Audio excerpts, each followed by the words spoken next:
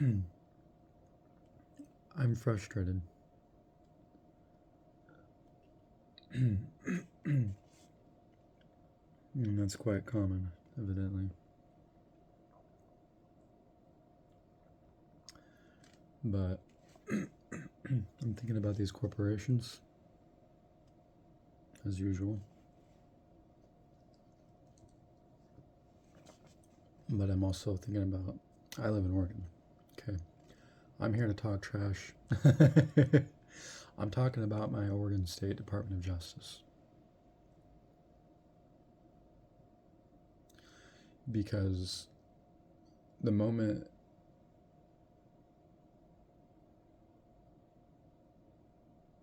it seems the moment anybody in a position of power thinks that they can get away with not being held accountable when nobody's looking, they'll try to do that.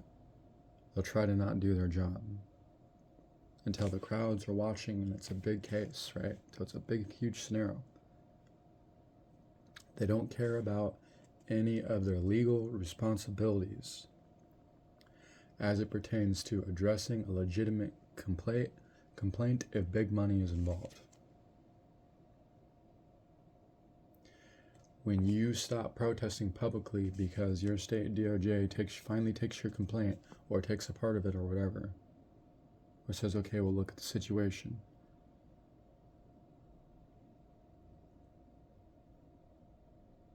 And then you stop complaining about it online, you stop protesting. And then they tell you, well, if you have any other things that you would like to add, do let us know. And then you go ahead and you let them know. And then they just never respond. It's time to get back online and start protesting again.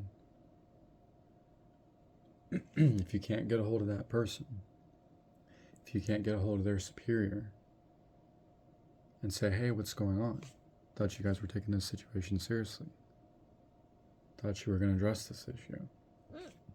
That's when it's time to go and start reporting those people to the public. That's when it's time to again say, hey, I went to this Attorney General's office and they're still not doing their job about this situation. This platform and other platforms need to get caught for defending people like Elon Musk, because that's exactly what they're doing. They're all buddies, they're all holding hands, they're all working together to protect and defend each other, and these State Department of Justice offices, these attorney generals, they are threatened by big money. They are intimidated by Elon Musk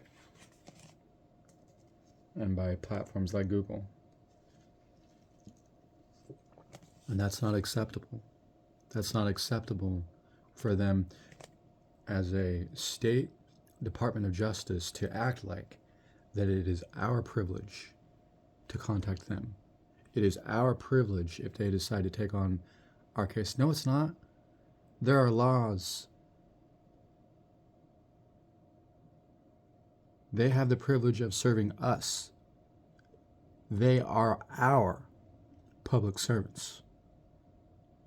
Not the other way around. We don't serve them. They are our public servants. I woke up mad today because one of my favorite content creators found out near the end of the video was praising Elon Musk. And I said, okay, well, instead of, getting lit up and approaching this content creator like, what I wanted to say was, hey, I appreciate your content, but you don't really understand this guy. He's an evil sack of shit. It's caused a lot of harm in this world, and I don't understand why you would give him any credit at all for being a hard worker or whatever. He's a hard-working fucking con man is what he is. It's caused a lot of damage for society, and we don't give a fuck what you think about him. You talk about peace and peace of mind. Well, he's taken a lot of that from a lot of people. And I was considering just unsubscribing, but the thought entered into my head, well, what if this is some kind of, master test, And I thought, well, it would be a bad idea to just go and discredit another individual, you know, and especially if it's just somebody whose content you admire. So I'm a little frustrated right now. I woke up that way. I won't mention the creator's name or handle or any other identifying info.